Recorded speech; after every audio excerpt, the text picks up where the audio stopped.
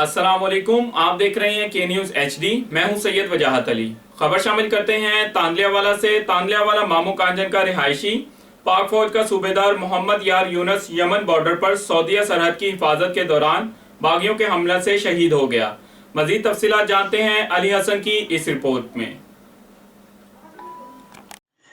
کنجوانی تحصیل تاندلیہ والا شہید صوبیدار کی نماز جنازہ ادا کر دی گئی۔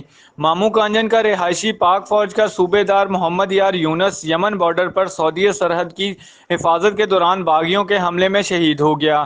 گزشتہ سال سے پاک فوج کی بلوچ ریجمنٹ یونٹ سے سعودیہ گیا ہوا تھا۔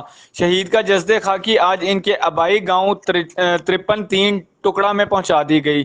شہید صوبیدار محمد یونس کو فوجی اعزاز گارڈ آف آنر کے ساتھ سپرد خاک کر دیا گیا۔